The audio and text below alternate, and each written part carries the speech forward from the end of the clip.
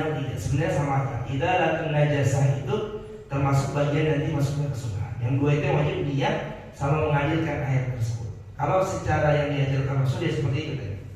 Ditahlil dulu, kalau bisa rambutnya yang panjang ya diambil air dulu begitu. Ya, ini jangan disamakan dengan wudu sekali lagi. Kalau wudu ada anggota tertentu yang bisa menyebabkan air jadi mustakmal. Tapi kalau dalam mandi semua anggota tubuhnya ini adalah bagian dari, bukan bagian terpisah. Jadi ketika jatuh ke ember kita yang kecil, ini air nggak terkena mustakmal nih. Karena masih bisa kita gunakan untuk mengalirkan ke anggota tubuh yang lain. Ya, beda dengan air wudu. Kalau air wudu habis kita basuh jangan kita ke muka, jangan kita tadani. Karena itu nggak boleh digunakan lagi buat kepala atau buat tangan. Atau buat kaki itu nggak boleh. Seperti itu. Karena kurang dari 2 kulah. Ya, kemarin udah kita bahas tentang hal itu. Wa sunan, nah kita masuk ke sunnahnya. Khamsatu asya, ada 5 perkara. At-tasmiyah, membaca bismillah. Di hadisi di ke bawah, di nomor 2 ke bawah itu, kullu amrin, segala sesuatu perkara, zibari, yang mempunyai yang mempunyai keutamaan, la yubda'u bi, tidak diawali fihi, di dalam perkara tersebut, bi bismillah, dengan mengucap bismillah, fa huwa aqta, ay naqisun, maka berkurang apa? Enggak ada berkahnya, enggak ada berkahnya. Maka pakai bismillah kan minimal. Biar kenapa? Biar ada berkah. Naik motor pakai bismillah. Sesuatu yang kita anggap penting gitu, bahasanya bagian Rasul. Paling enggak kita mengucapin bismillah. Kalau nggak bisa baca doa yang panjang-panjang, udah bismillah aja lah. Dari mana ini dalilnya? Lu nggak baca doa makan, udah gua baca bismillah cukup. Karena itu penting buat anggota tubuh kita, biar dari makan itu kita dapat berkah. Ya udah kita baca bismillah cukup, nggak masalah bismillah. Kalau mau panjang ya Allah barik lana fi ma razaqtana. Tapi lagi buru-buru ya udah baca bismillah aja cukup. Minum bismillah. Bismillah kan nggak lama kan, bismillahirrahmanirrahim. Kalau nggak usah lengkap-lengkap. Kenapa ya ini? Kalau pekerjaan itu kita anggap penting, kita mau dapat berkah dari pekerjaan tersebut, ya kita baca bismillah. Ya, kita lagi ngantor misalnya, lagi melakukan sesuatu ini penting nih. Kalau enggak nanti bisa kenapa-napa, usahakan bismillah. Siapa tahu dengan bismillah itu ada berkahnya yang memudahkan pekerjaan kita tersebut. Dari kayak makan, bukan hanya makan dan minum, bukan hanya kegiatan ibadah, tapi yang menurut kita penting. Yang menurut kita penting pekerjaan tersebut, ya pakai bismillah biar dapat berkah. Itulah paling mudahnya seperti itu. Sama kayak mandi, diawali dengan bismillah seperti itu. Kalau di kamar mandi nggak usah diucapin, tapi dalam hati aja bismillah. Atau sebelum masuk ke kamar mandi bismillah, baru baca doanya. Ya, karena di kamar mandi itu sesuatu yang mulia. Kan kemarin udah kita bahas, boleh ada yang membolehkan emang nyanyi, tapi kalau Al-Quran udah sepakat para ulama enggak membolehkannya. Maka kita jangan diucapkan di dalam kamar mandi. Kalau mau ya kelupaan ada dalam hati kita ucapkan bismillahirrahmanirrahim, dalam hati aja cukup. Jangan diucapkan karena itu bukan tempat yang mulia. Dan jangan sampai kita baca ayat Allah di tempat yang tidak mulia tersebut. Kemudian waludu qablahu, dan berwudu sebelumnya. Ini ada 2 pendapat. Kalau dilihat di kitab Maraqil Ubudiyah, boleh wudunya itu nggak dilengkapi. Ada beberapa pendapat. Wudunya dia niat wudu, nanti kaki di akhir aja. Kenapa katanya? Biar nggak sayang-sayang air. Wudu dulu, wudu di sisi kaki. Kakinya habis mandi baru dia basuh kakinya. Itu boleh. Biar nggak sayang-sayang air. Atau ada yang membolehkan di awal, tapi harus hati-hati. Jangan sampai kena kemaluan kita. Kalau kita nyentuh kemaluan kita ketika mandi tersebut, ya batal. Kita harus wudu lagi. Atau ada yang membolehkan lagi di akhir. Tapi niatkan di awal itu saya akan wudu, biar tetap dapat kesunahan ini. Sebelum mandi kita niatkan, nanti habis mandi saya mau wudu. Jadi niatnya sudah dari awal kita niatkan bahwa nanti akan melakukan perbuatan wudu tersebut. Jadi kalaupun nanti terlupa ketika kita ini misalnya buru-buru ke kantor nih, ya buru-buru sampai terlupa, kemudian itu kita tetap masih mendapatkan pahala diajarkan di dalam kita Maraqil Ubudiyah. Kalau kita nggak bisa di awal, takut kita biasanya mungkin bersihin kemaluan kita ketika mandi, ya udah kita bisa akhirkan wudu tersebut. Tapi dengan niatkan di awal. Niatnya bukan niat tetap nanti niat dulu, cuman niat kita nanti bakal melakukan wudhu setelah kita mandi wajib. Dan seperti itu diajarkan Marokil wudhu dia gitu. Ada yang full langsung di awal, ada yang setengah-setengah, disahkan kakinya dulu nanti di akhir. Karena itu katanya bisa biar nggak tasrif, biar nggak terlalu banyak menggunakan air. Ada yang di akhir, ada yang di akhir. Saya kalau lagi buru-buru biasanya saya di akhir, mandi dulu kita rapiin, karena takutnya saya biasanya ngebersihin kan, kalau kita biasa kita bersihin, udah saya di akhir lah. Tapi itu dibiasakan diniatkan nanti di akhir saya baru mau wudhunya, biar kita masih dapat kesunahan yang diajarkan oleh Rasul. Jadi kita kalau wudhu dijelaskan seperti itu. Jadi tidak saklek banget sebelum wudhu, karena kebiasaan kita kan gitu ya. Tapi ada boleh diakhirkan. Yang penting ya kalau mau tetap ini kan sunnah aja. Yang wajibnya yang tadi tuh, yang dua tadi, yang wajibnya yang dua tadi. Cuman dia sama mengalirkan air. Kalau kita buru-buru cuman dia mengalirkan air sah. Secara hukum ya sah aja, nggak ada masalah. Kita lagi buru-buru ya kayak seperti itu, nggak ada masalah. Wal wudu qablahu sudah di hadisnya ada di bawah di nomor 3. Di hadis Aisyah radhiyallahu anha sabit hasiyah dijelaskan bahwa hadisnya Sayyidah Aisyah yang tadi. Nanti Sayyidah Aisyah menjelaskan kan Nabi sebelum mandi wudu dulu seperti itu. Nah, mungkin ketika di dalam Marokil wudu dia mempelajari tentang kebiasaan orang.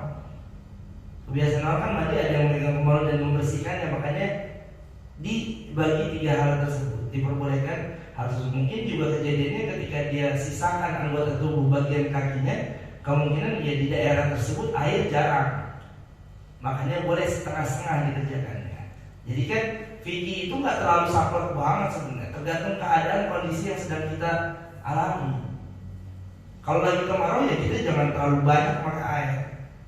Tapi kalau air yang melimpah ya kita sempurnakan dengan sebaik-baiknya cara mandi kita. Ya gitu aja sih fikih. Nggak terlalu saklek banget, gua harus begini nih, ya nggak juga. Makanya saya sering bilang kalau kita nggak bisa melakukan kesunahan yang ini, ya cari kesunahan yang menurut kita mudah,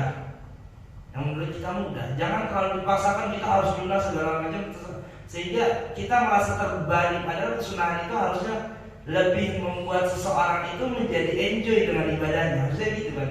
Kita ibadah biar enjoy itu gimana? Itu sunnah tuh. Kalau jadi gara-gara sunnah kita terbebani, ibadah kita jadi kayaknya beban buat kita, ya mending gak usah pakai sunnahnya sekalian. Kalau menurut saya gitu, kalau menurut guru saya gitu. Karena sunnah yang kita pelajari itu harus membuat enjoy seseorang. Kan dia menambahkan pahala.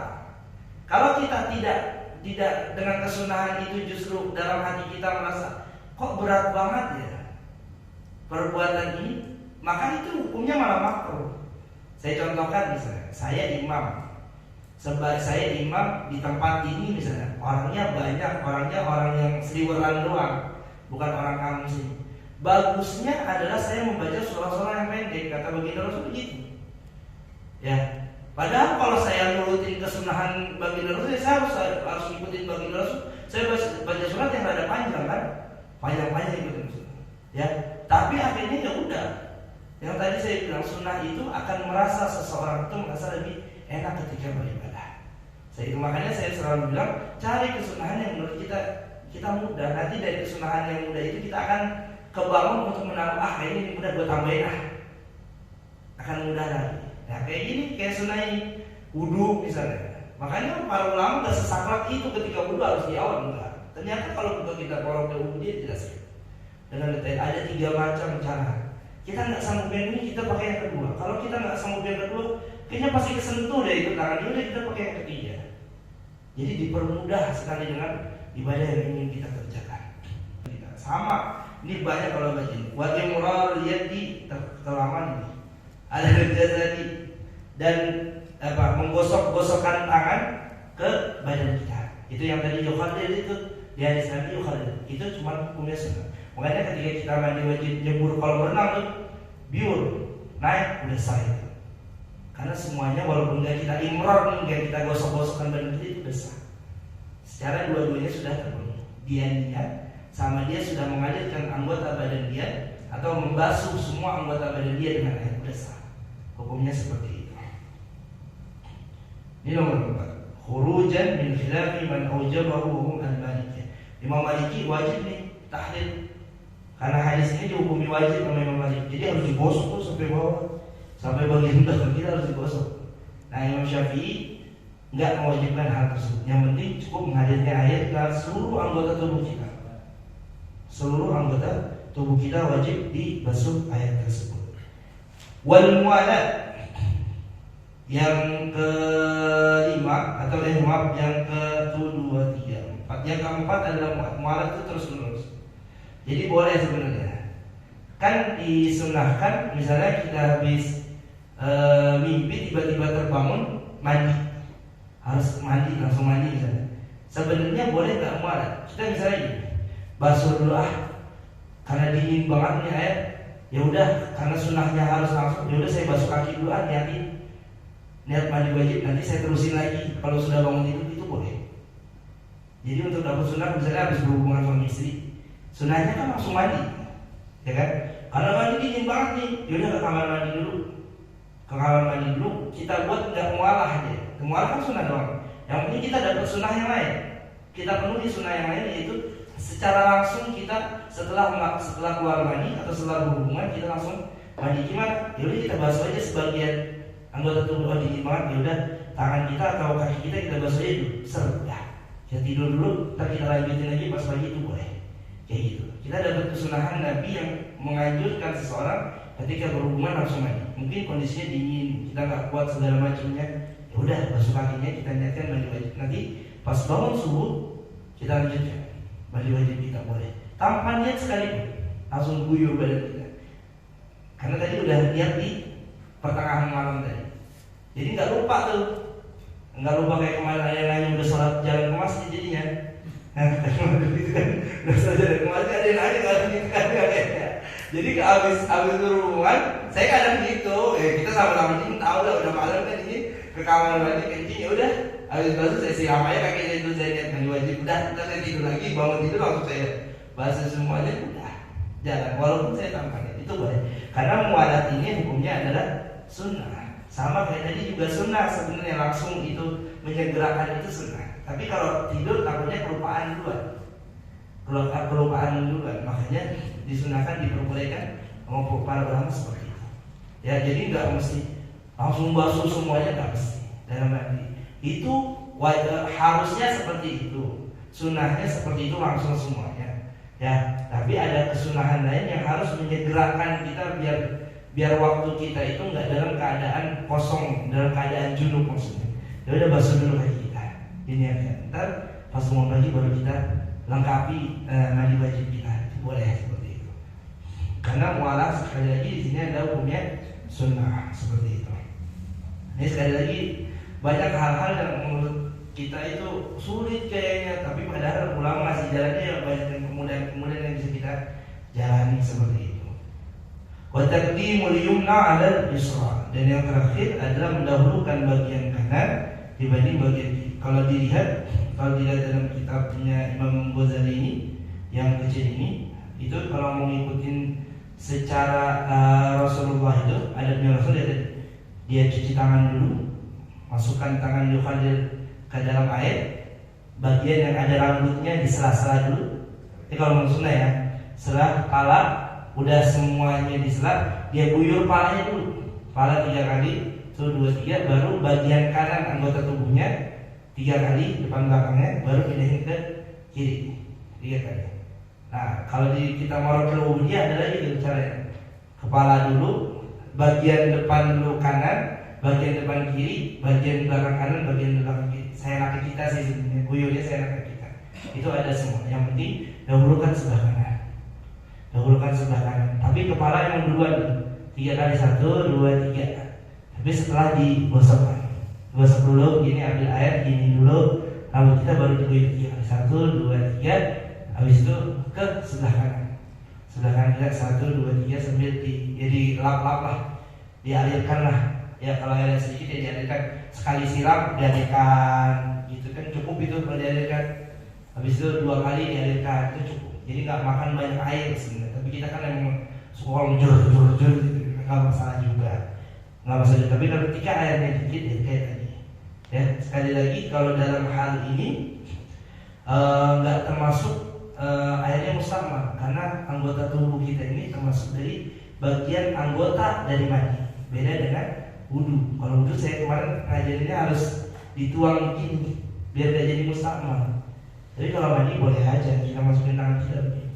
Nah itulah kemudian banyak yang mengambil pendapat, ada beberapa ulama yang berpendapat dari hadis ini. Wudu pun demikian katanya, karena mungkin satu ikatan. Tapi kalau saya, kalau mandi boleh, tapi kalau wudu saya berbeda pendapat. Wudu itu karena berbeda anggota tubuh. Nah anggota tubuhnya dijelaskan secara detail oleh Allah. Maka anggota tubuh itu ketika berpindah jatuh satu tetes saja ke tempat yang kecil ini, kurang dari 2 pulang, maka airnya jadi mustakmal. Seperti itu. Kalau ini kan dijelaskan secara detail bahwa seluruh badan kita adalah anggota mandi.